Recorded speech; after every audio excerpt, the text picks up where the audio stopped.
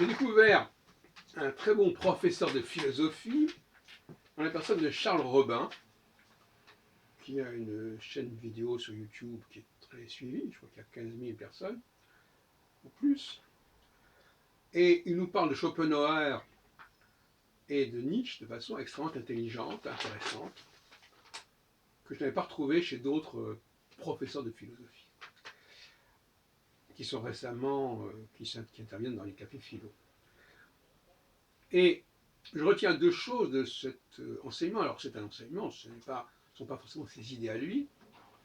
Un, il met l'accent sur le problème du ressentiment, la morale du ressentiment, chez Nietzsche, à savoir que beaucoup de gens font de la morale parce qu'ils se sentent frustrés, parce qu'ils se sentent dominés, parce qu'ils se sentent en situation d'infériorité, qui veulent compenser cela.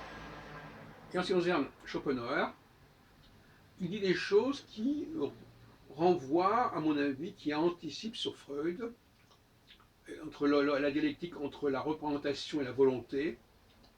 La représentation, ce serait plutôt ce qu'on appelle la surconscience, en ce qui me concerne, et la volonté, la subconscience. Donc, voilà quelqu'un qui sait parler des auteurs, sait en dégager l'essentiel, et comme par hasard, quand cela se fait, ça me parle. Ça me parle parce que ça rejoint, ça recoupe mes propres travaux.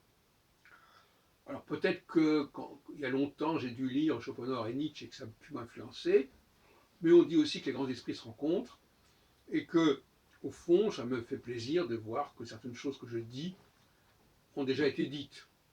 Mais je ne suis pas quelqu'un qui considère qu'il faut lire de la philosophie.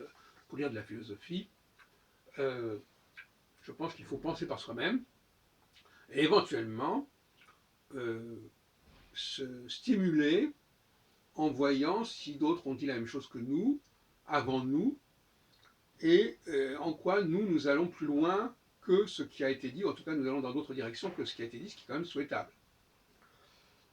Donc finalement, Charles Robin, qui a fait une soixantaine de vidéos sur la philosophie, sur les philosophes, est quelqu'un de très intéressant sur le plan pédagogique. D'ailleurs, il se considère comme un pédagogue, et il vient de créer une nouvelle chaîne YouTube qui s'appelle Le Précepteur, qui s'adresse à des personnes qui veulent se former.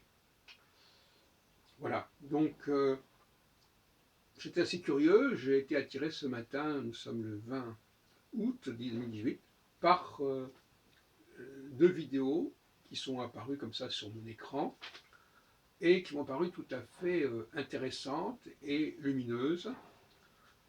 Et je me dis que si je n'étais pas tombé sur ces vidéos, eh bien, j'aurais peut-être manqué quelque chose et j'aurais manqué de certaines références absolument indispensables.